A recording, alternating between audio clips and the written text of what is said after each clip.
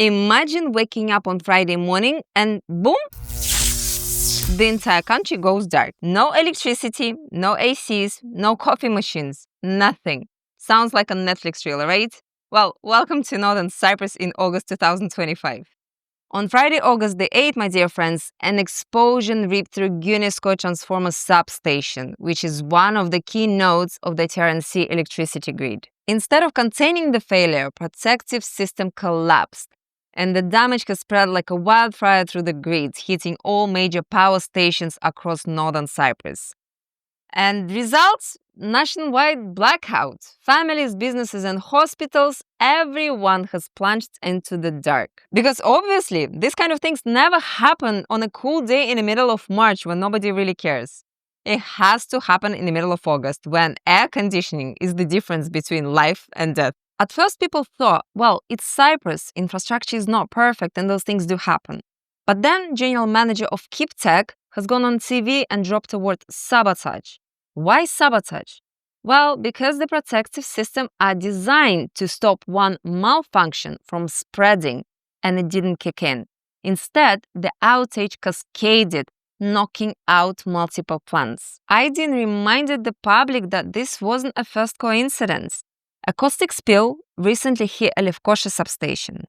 A fault at Marriage substation also raised eyebrows. So the government now called an emergency council of ministers meeting, and now the probes involve the police, the KeepTech engineers, as well as experts from Turkey. So either we have a very bad luck, or somebody doesn't like the light staying on. The blackout wasn't over in one day, and the rolling cuts continued and lasted for almost a week while the teams were repairing the damage caused by the explosion. Normally, Sea would require 370 megawatts of power, but after the explosion, the supply has dropped to 310. And surprisingly enough, Republic of Cyprus has supplied Sea with 30 megawatts of power to help stabilize things. And it's just a friendly reminder for you, my dear friends, that electricity doesn't care about politics and borders. When the grid is down, everyone is vulnerable. Funny how decades of political disputes vanish when freezers start melting and Wi-Fi goes down. The Prime Minister Ünal Ustav said openly, the sabotage is on the table, whether it's internal or external.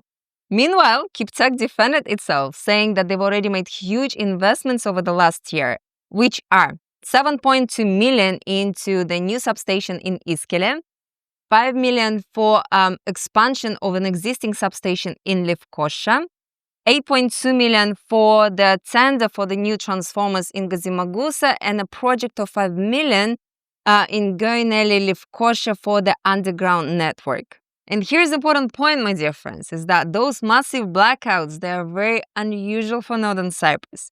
Majority of the locations have a very steady power supply in daily life, with only certain areas experiencing occasional interruption. Now let's look at the bigger picture. Mustafa Tungcel, an outspoken electrical engineer, has argued that Northern Cyprus has only one solution to a problem, which is Kalecik cable connection with Turkey. And there are 5 main reasons for that. The first reason is air pollution. The Teknecik and Kalecik diesel plants are very dirty and outdated. The European Union ruled the demand 55% pollution reduction by 2030 and 90% by 2040. And Turkish Republic of Northern Cyprus is nowhere near that.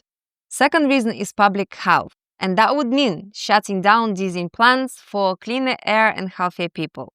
Thirdly, it's reliability. A cable will ensure a steady supply of power with no more week-long blackouts. The fourth reason is cost.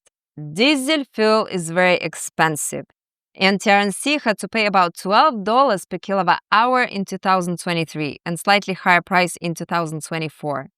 And the last but not least, my dear friends, is the renewables. Without interconnection, the potential of solar energy is lost. In the Republic of Cyprus, 49% of solar energy is going to waste because there is no grid link. Same problem applies to Sea unless the cable is built. Tungcel accuses the unions and engineers' chambers of blocking the clean energy progress. He argues that they stuck in the past, clinging to diesel and second-hand generators. Meanwhile, a new Kalecik 3 contract with Turkish company AXA would actually reduce the costs and solve the issue. So the argument is, do we want clean air with stable electricity, or do we keep on arguing about the generators and diesel? To sum up, the blackout was painful, sure, but let's be clear. These kind of things do not happen in northern Cyprus on a regular basis, and developed locations for tourism or residentials do not experience outages very often. The investigation may or may not prove sabotage, but either way, one truth that has been exposed: the current system is very fragile. The undersea cable with Turkey, if implemented, could be a game changer.